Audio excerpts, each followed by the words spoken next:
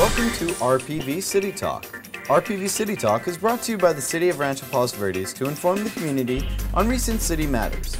RPV City Talk is a weekly show that features the RPV mayor, city council, or city employees.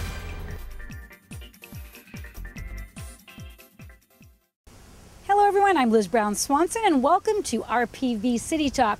Well, today we're going to talk about a project that I think a lot of people in our community are continuing to talk about, and that is the proposed Annenberg project right here at Lower Point Vicente. Joining me now from the city to give us an update on this project is our principal planner, Ara Maranian, who is overseeing this project and can bring us up to speed on everything going on. Talk about what the Annenberg project is proposed right now before the city, what that's looking like. Sure, there are various components of the project that is before the city that we're processing. The main components of the project include a 51,000 square foot education center. It's going to be built on the upper portion of Lower Point Vicente. In addition to that structure, there's what's proposed is a 1,000 square foot outpost structure.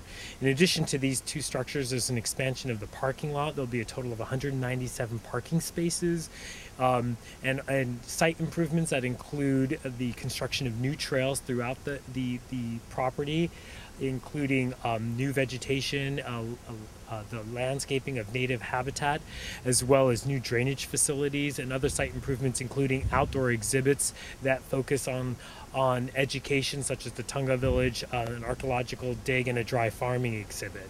And primarily the project is focused entirely on education. It's tying into the interpretive center. The interpretive center focuses on marine ecology. The proposed project by the Annenberg is focusing on terrestrial life and with an emphasis on companion animals. And the Discovery Park will focus on the outdoor exhibits that are part of the terrestrial life here on the peninsula. Take us back, give us a history lesson as to how this project first came before this city and the relationship between the city of RPV and the Annenberg Foundation.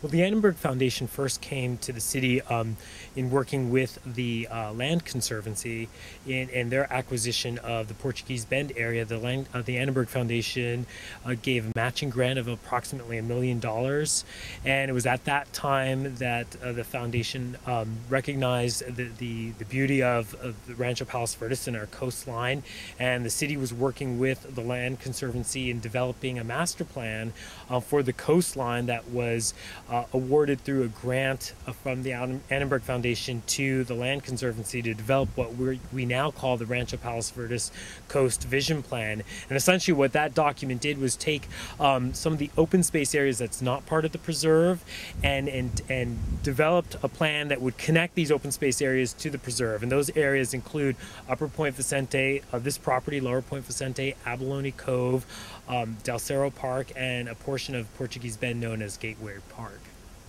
As the principal planner, when you're reviewing this project, what are you considering? What do you have to be most concerned with in order so that you can make a recommendation to the decision makers here in the city that this is something that the city would need? This is very common for city staff when we're processing a project to make sure that we understand what the concerns are of the community, especially the neighbors, and what the environmental impacts are and what those other impacts are to the neighborhood, and having a good understanding of those concerns and being sure that we can develop conditions and mitigation measures that address those issues. I think that's always a challenge for staff to make sure we've got it right and that we could develop these measures so that overall if a project gets approved, that it'll fit in the context of the neighborhood and not have minimal impacts to the neighborhood. A good portion of the square footage is really dedicated to exhibits and classroom space, so it's tying into, again, the interpretive center and its emphasis on education. Other areas of misconception that we hear at City Hall has to do with giving the land to the Annenberg Foundation. That's not true. The park area that we're at here, Lower Point Vicente, is city-owned. We own this parkland. If the project were to move forward, before any earth movement can occur, before any construction occurs, there'd have to be a lease agreement. The city will lease the property to the foundation, but we are not giving the property to the foundation. And then there's also the misconception about developing the site and taking away the open space character of the site. And when you take the footprint of the proposed project, which is approximately 35,000 square feet, and you add it to the footprint of the interpretive center as well as the outpost structure that's proposed, you're looking at a total footprint of approximately 46,000 square feet. Well, when you put that in the context of the overall size of the lot, which is 26 acres, you're looking at about 4% of lot coverage. So it's a very small number compared to the overall site in terms of lot coverage. Obviously, this is a very big project. What are the challenges in handling a project of this scope?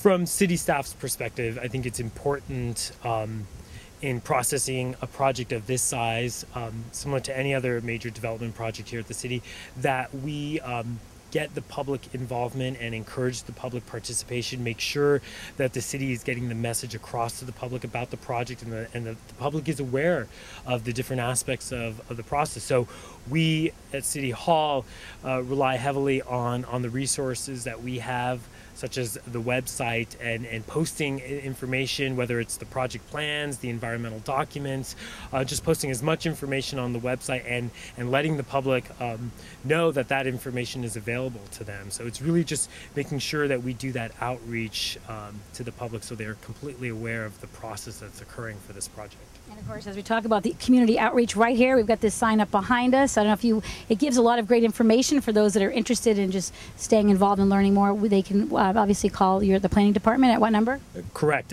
This sign was placed here intentionally so that as drivers come into the site, they can see what's being proposed. There are flags in the background that depict the proposed project, and so this is to let people know that if they do have any questions or inquiries about the project, they can call us at City Hall at the planning department at 310-544-5228, and they can ask for me, and I'd be more than happy to answer any questions or send us an email. Of course, the website's great, palaceverdes.com/RPV, and you can also check out the Annenberg Foundation website. Thank you again, our Marana, our senior planner with the City of RPV. Always great to have you here, and I look forward to more updates as this project continues.